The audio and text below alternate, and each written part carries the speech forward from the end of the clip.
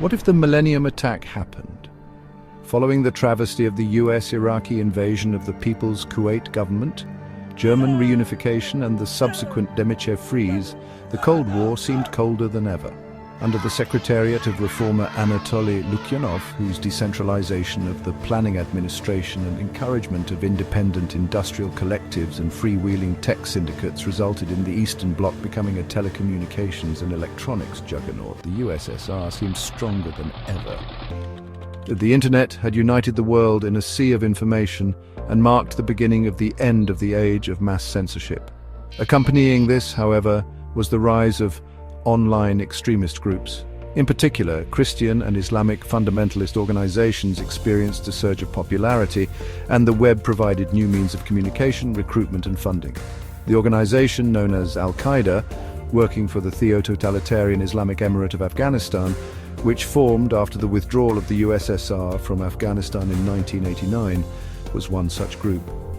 Sharing a fierce opposition to communism, Al-Qaeda leader Osama bin Laden forged an unlikely alliance with another such group, the ANCAP white supremacist militia known as the Posse Comitatus, led by James Wickstrom.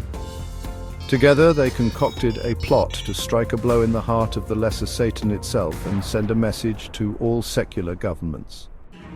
In the late morning in New York City, late evening in Armenia, October 27, 1999, at the same time as the Armenian parliament shooting, which in this timeline would also be done by Al-Qaeda, several trucks laden with high explosive charges lit up in the basement beneath the North Tower of the World Trade Center, moments after several strategically positioned bombers strapped into suicide vests detonated themselves in the main lobby.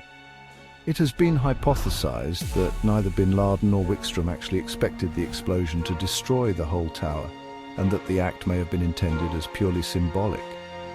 What they thought as the North Tower buckled, imploded and collapsed will never be known.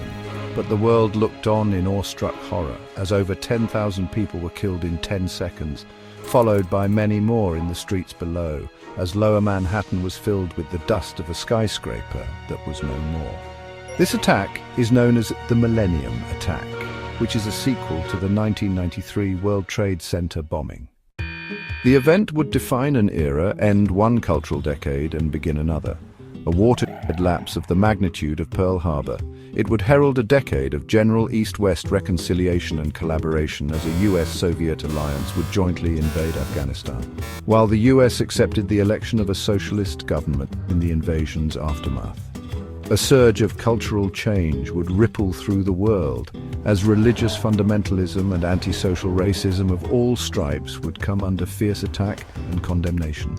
The militia movement as an ANCAP organization was effectively over, though the age of fundamentalist movements had only just begun.